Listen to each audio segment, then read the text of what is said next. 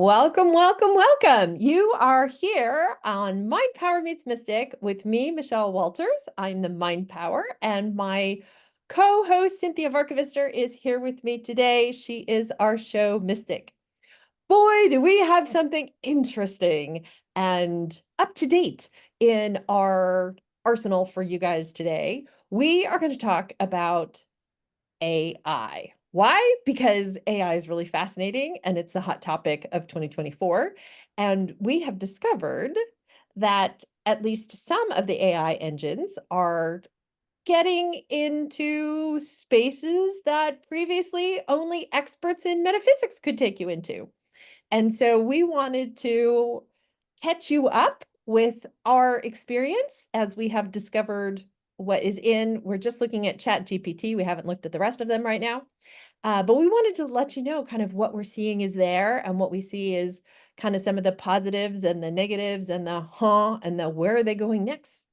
What else do you want to add to what we're talking about, Cinthia?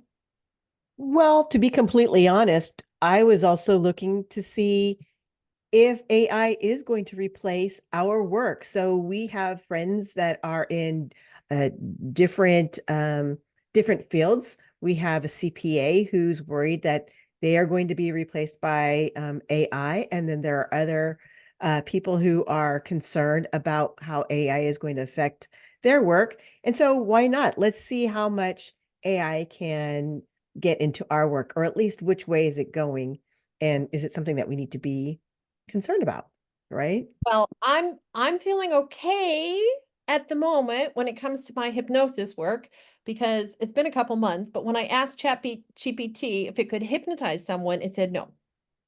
Oh, Uh, that being said, when I have asked it, could it write a meditation script for something? It can do that. right. And So, but it cannot, and the part that is most important is let's talk about Mind Power Meets Mystic, the product. So what happens is we do a tag team. The client comes in, we do a reading. You're in standby position and you are culling information for a very personalized hypnotherapy session. And I just don't see how ChatGPT can get that involved with someone once they do say that they can provide meditations for someone. I mean, think about it. The people are coming to us because they don't understand one, the root of their problem, and right, then two, right, how to resolve it because they're just too right. close. And so I don't see there, at least not for a really, really long time, I that don't think ChatGPT will ever get there, honestly. I don't know that AI will ever get there.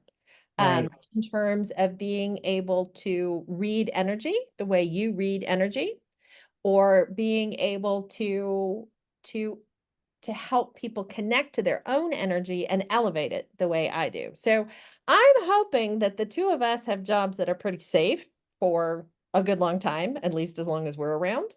But I have to say that some of what I found on ChatGPT could mm, cause some people, like astrologers or palmistry people, to begin to recognize that they're going to need to make sure that they got a value add that is beyond what you can get for free out of ChatGPT. right, right. So having talked about this, let's dig in because this is was so much fun for us. It was totally fun. And it was really interesting. And I also want to tell our listeners kind of a little bit about sort of a short version of my story. How did this topic even come up? Absolutely. That is that I was out to coffee with a friend of mine.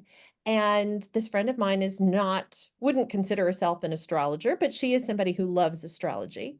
And she was talking to me and she said, "Oh, years ago, I saw something in your chart and I never told you about it." And I don't know that I could remember exactly what it was or these various pieces of it, but it had something to do with Saturn. It had something to do with the number of relationships and how they were going to come together. And when I had this interpretation of your chart, it was shortly after your husband died, but before you'd had another relationship. And what I saw in your chart was that you were going to have two relationships with people who died. So I didn't want to tell you about this because that would be like forecasting your next relationship was going to go south. Right. So I was like, oh my God, this is a story that whether if it's true, it gives some explanation to what many of our listeners know is part of my story, which is that I've had two wonderful relationships with gentlemen who passed away. Right. So my friend didn't remember exactly what she heard about this, and of course I'm itching to know. So I go home and I said, "Oh, ChatGPT, can you do my astrology chart?"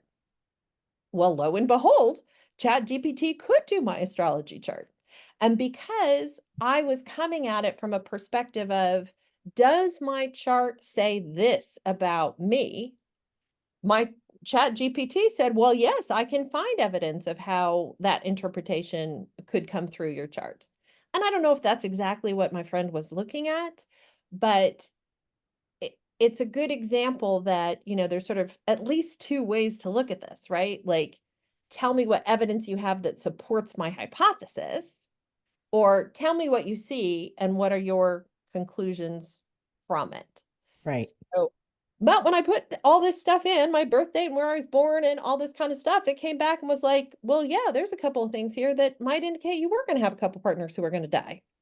And I mean, that's horrible, right? But on the other hand, maybe it means that that part of my story is done. Right. And so for me, I'm looking at it that way. But just this whole notion that ChatGPT can tell me that my Venus is in Scorpio and my Saturn is in Aries, I mean, it's pretty fascinating, right? It is. It's really exciting. And I did know an astrologer who was really good about detailing death, which sounds very morbid. However, it gave me time to keep my eyes open and be really aware of the people in my life and knowing that I only had a certain amount of time with them. So the thing between Chat GPT, blah blah, Chat GPT and my astrologer is the intuitive part. So I like that Chat GPT says, yeah, there's a possibility that there are these couple aspects that could, that could influence or read, or you can have someone who's just, this is my jam. I'll be honest, he was not the greatest astrologer and other aspects. He was a little bit more Chat GPT general. However, when it came to death, I had not seen anything like that. So, yeah, so it's really fascinating. But the human aspect of it is picking up like, what is your quirk that makes you read something in a certain way? Well, and I think that's exactly where your gift comes in, right? And there are plenty of astrologers who have a great gift, a gift of being able to look at a star chart and not just see, oh yeah, we got these angles here and that means this, and these angles here that mean that, but to really take that information and blend it with an intuitive understanding with a higher connection. I don't know how this stuff works. I don't know that any of us really completely understand it, but putting it together in a way that adds so much more value Right. than being able to be like, wow, Chat GPT is gonna tell pretty much anybody who puts in my birth date, my birth time, my birthplace, this. But if I went to a professional astrologer who needed to read energy, that astrologer is going to say, oh, and for Michelle, these are the things that are really stand out to me here. Right. Right. Yeah. So let's actually dig into this because we had a blast asking ChatGPT these questions. And what I decided to do was just ask 3 questions and see what came out. When I asked these questions, I had specific astrologers in mind. I think about Leslie Tagorda, who I absolutely adored. And if you don't know who Leslie is, she was way back in episode 12, and she could talk a lot about who we were and how we worked. And her bend was about business Hmm. business and exposure and marketing and all that stuff. So my question was threefold. One was, how's my, what is my astrology, my astrology say about my not my handwriting, my intuition? How does intuition and business go together? And then the third is, what do you see for me in the next 10 years? right? What were your questions? Well, my questions really were all around this, like, does my Saturn say my partners are going to die? And Right. um, just one little clip. Your chart does show potential indicators of attracting partners with health issues, primarily through the placement of Saturn and its aspects, as well as Venus in Scorpio. Here are some aspects to consider. Saturn in Aries, challenges in relationships that might relate to partners' vitality or health. Venus in Scorpio, intense, transformative relationships that can involve issues around health and regeneration. Neptune in Scorpio, partners with hidden or chronic health issues. I don't know. Like I said, this is kind of confirmation bias. This is me like teeing up, hey, is this a problem? But lo and behold, ChatGPT managed to find some pretty readily available evidence that supported that hypothesis. Well, I have a favor to ask of you. Yeah, what's that? What I will happily share what I got from my astrology reading, and that's in air quotes, by the way. And in the meantime, because one of the questions you had is like, what's going on in the next 10 years, Oh, well, that's part two of this. right? That gets us into palmistry. Oh, that's right. So why don't we do the next 10 years for you in your astrology and ask what where's the relationship? And that's up to you. But I'm so curious when I'm your going to ask that relationship. right now. Okay, Tell us, now, yeah. tell us what surprised you about your astrology results. Okay. So my I was surprised because it had good enough information to say that yes, intuition is a natural part of my chart, and that yes, I have analytical pieces which goes well with business, and that there are some potential business ideas, and there are 5 suggestions as well as 5 tips for success. Now, I love that piece because, I do love a to-do list. I love that. I love that kind of homework. What I didn't like is everything is based off the main lines. And whenever I talk to a hand reader, and I love hand readers, by the way, to be honest, I love anybody who knows their shit, right? And you just plop your hand out there and they can see shit that you cannot see. I just love that. And hand readers will look for stars in your palm. And there is nowhere in ChatGPT that talks about stars. And it talks, stars add to auspiciousness. But wait, I got ahead of ourselves because we're talking palmistry. I'm so sorry. Um, Okay, I just want to make sure our listeners understood that we yeah, I'm so have sorry. switched. I got so excited and I just blew what was next. Poop. And just so you know, I did not. I So, did so not to, explode. so to clarify for everybody, we were talking about astrology and Michelle's astrology, and then Cinthia is so excited about her palm reading from ChatGPT and what it does and doesn't show. She started jumping into talking about her hand and her palms and these stars. So Yeah. tell us again now, Cinthia, now that we've caught everybody up Yep. where you're at. Okay, so now I'm going back. So I love the 5 tips and the 5 potential ideas. I will go back, and what happens is they don't talk about grand trines. Now, grand trines also talk about the ease in which things are being done and the auspiciousness that goes with grand trines. So that is not in there. It does say that there's a trine here, but it doesn't talk about a grand trine. So Interesting. that's the one thing I didn't get, and I know is not a big deal, but it does lend to your astrology chart reading. Very, very good. I think this is a good point to remind our listeners that they are listening to Mind Power Meets Mystic. I am Michelle Walters, and I am the hypnotherapist. I am here with Cinthia Varkvister. She is our show mystic. Today's show is all about metaphysical kinds of things and AI. But before we get back to our regularly scheduled programming, Cinthia and I want to give you a little reminder about our new offering, Mind Power Meets Mystic, the project. What is Mind Power Meets Mystic, the project, Cinthia? Tell us in a few sentences or less. Ooh, you just saw how excited I get. I don't know if I can bring it down. It is two experts in our respective fields tag teaming our client for focused help as well as getting through their challenge. And it works simply like this. There's a reading with me. We talk about something that can be amplified or released that the client wishes to move through. And there's a little RX. And then you come in with a very specific hypnosis that helps them move through easily and effortlessly. It's like you're the fuel, right? So there's a destination and the hypnosis is the fuel to get to that destination. So it's a really lovely, lovely service that we provide. We've started doing this pretty recently. We had a client today, and oh my gosh, that was so much fun. I just It love was a being blast. able to help people in this way.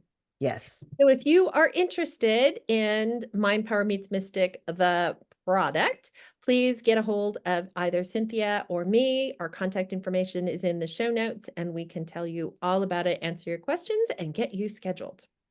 Right. So before we talk about the spoiler that I just did, tell me how did your question for astrology work with the 10 years and relationship? So it gave me a bunch of information here, which I'm trying to read and have a podcast at the same time. So I'm not really perfect at that. But then I asked it if it had some tips for me, and it did give me some tips. So it says I need to embrace change. I need to do lots of networking. Oh my God, that was in a reading. It is in a reading. It's been in multiple readings, actually. Um, I need to do some deep introspection. I don't know. It I, looks pretty good. I call My health shenanigans on should be that one. good.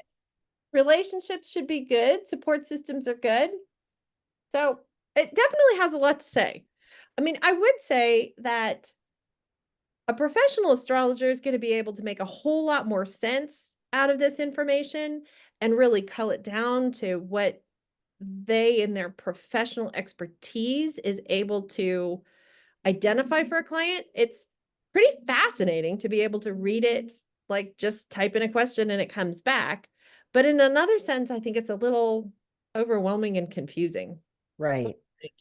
Right. Well, to be clear, when we put in our information, what happens is when you ask your question, well, you get your general reading, and then they will talk about um, where some of your planets are and where things are housed, and then there's a little bit of a summary, and then it moves on to something else and a little bit of a summary.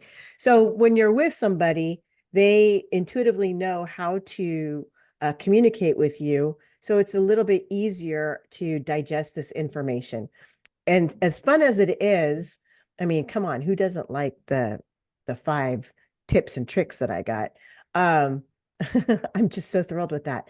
But it's not easily digestible. And if you know me, I don't do very well with, a piece here, a piece there. I love it in conversation, but in reading it doesn't work for me. How did you like the format of how ChatGPT spit this stuff out? Um, I felt like it was great when I put in super, super specific questions.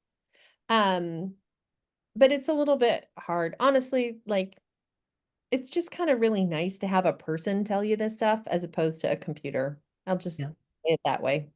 that's true. I think we need to move on to palmistry though. Let's do it. Now, Cynthia, it is Yes. time for your observation, your spoiler. It's so Go ahead and horrible. explain again what you know to be true from your work in palmistry and with palms and palm readers and all that kind of a thing. And then what you observed in your Chat GPT palm reading, which just so listeners know, if you want Chat GPT to do your palm reading, you should Google for that and it will give you a special Chat GPT link that goes into the palm reading portion of it. Right. Well, what I found is like again, I actually asked the same 3 questions in the palm reading as I did for the astrology. And I thought it would be fun so that we could compare information. And surprisingly, it was way more consistent than I thought it would be. So what it talked about is in the palmistry, which just so you know, everyone, we had an episode of this and they call it hand readings. They don't call it palm readings anymore. So just to let you know. That was episode 62 for anybody who wants to look it up. Yes. And hand readers can do your readings based on pictures, as well as there's one hand reader who will send in a piece of it's not visqueen, but like something that looks like an X-ray plastic, and then you go ahead and put your handprint on there, and then she reads directly from the print so that she can see the depth very clearly of your lines. Okay, so now back to the thing. So the thing about the hand readings is that everything pertained to the lines and nothing else.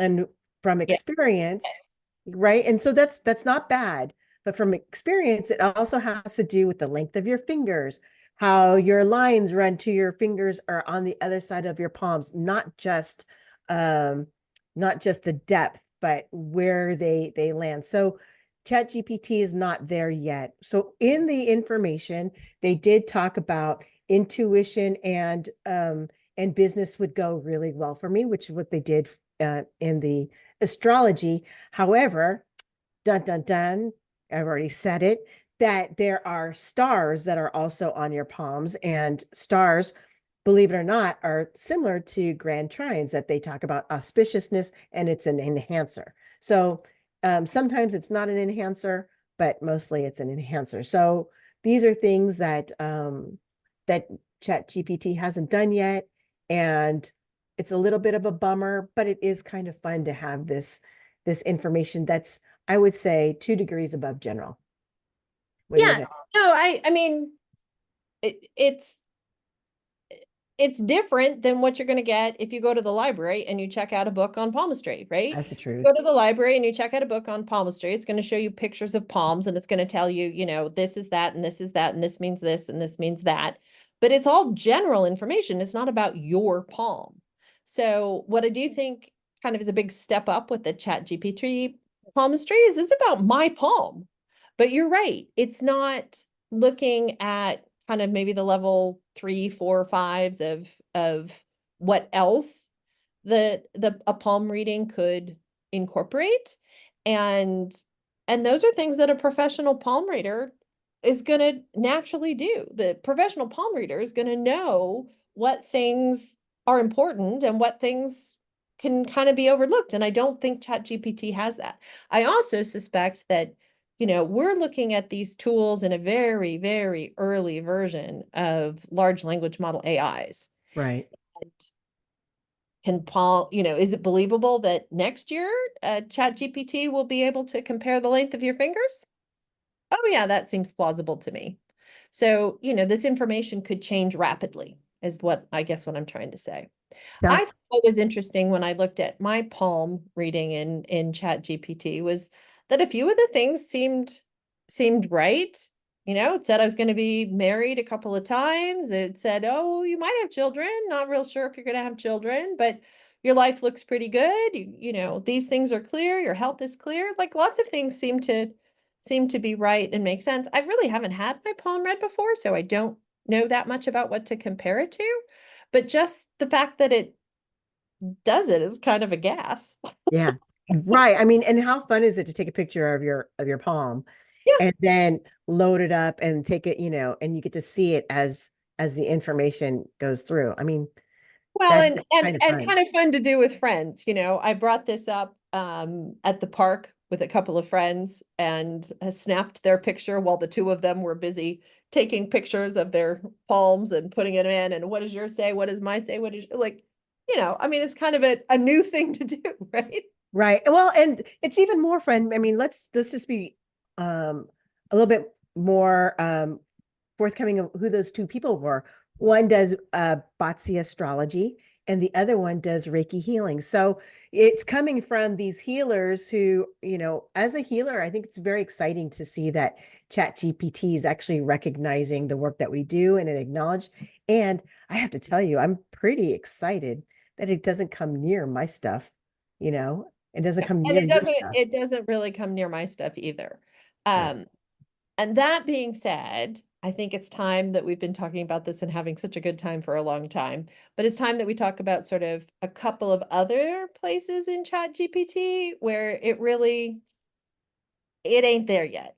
No. And that one is we've had a number of episodes about Chinese astrology, which is also called Bazi. And I wanted to see, because I'm kind of a Bazi fan, like what would it do with my Chinese astrology? Well, it sucked.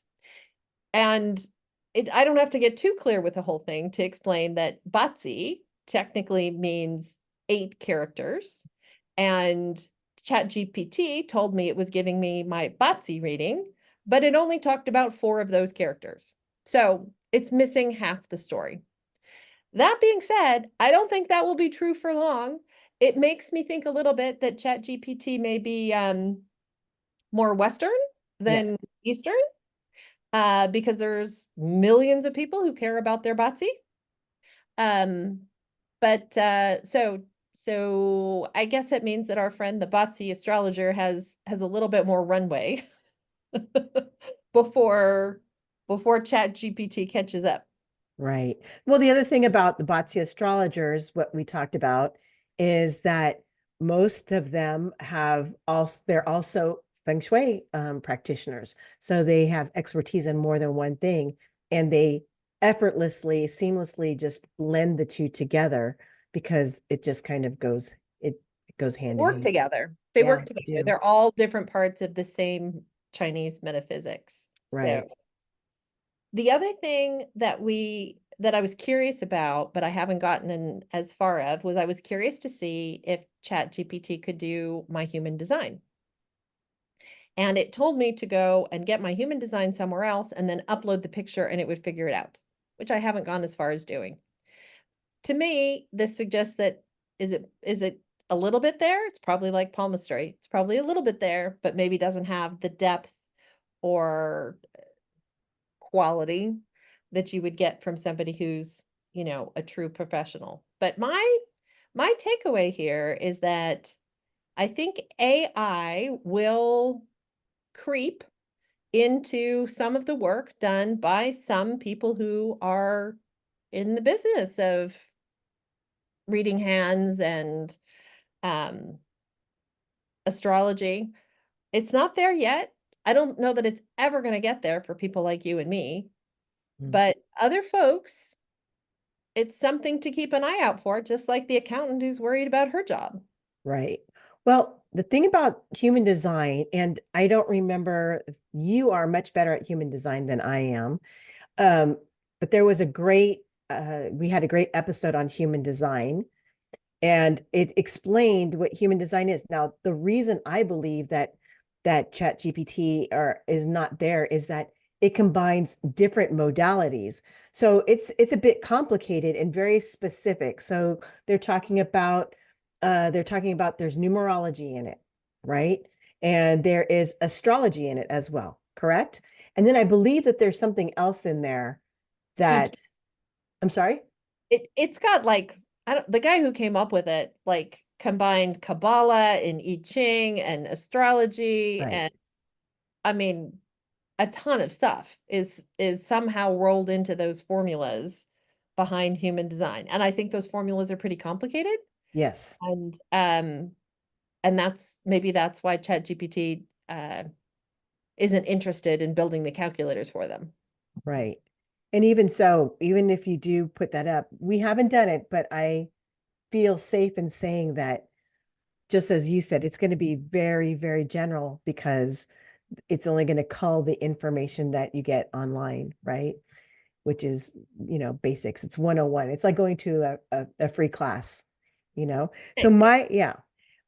my hope is that people will go in, they will do their thing, and it will create curiosity And with that curiosity, go to someone who is there to walk through the process as well as the emotional aspects of the information that they get from whatever type of reading that you get. Yeah, I think that's really important. While computers are going to be really good at doing math, that doesn't mean they are really good at prioritizing and delivering with sensitivity and heart. Right. And I just don't see that being taken over by computers anytime real soon. Thank goodness. I mean, we as humans are still trying to figure that piece out. So can you imagine trying to, as we're learning to try and teach, AI?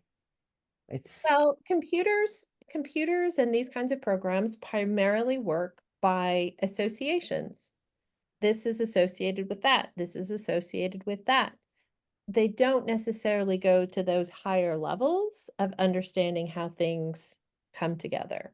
And right, they I I don't see a day, and maybe I'll be mistaken, maybe this will happen, but I just don't see a day where computers are going to be able to reach into source and one mind and those kinds of places and pull it out. right. I mean, I guess, you never want to say never, but it doesn't look to me like that doesn't look real plausible in my lifetime. Well, it kind of reminds me of Einstein, who said that, the more science he worked, the more he believed in God, There you go. right? It's infinite. So Absolutely. infinite curiosity, infinite energy. It's just one of those things. And the size of space, right? How do you explain the size of the universe? Pretty Right. damn big. Right. Well, I think that wraps our episode on AI and metaphysics. Thank you for listening this week to Mind Power Meets Mystic. We would love it if you would like, if you would subscribe, if you would rate, if you would review, if you would email us with your questions. We are here to have a little fun and also to serve our audience. And we thank you so much for participating in this week's episode. Bye. Bye.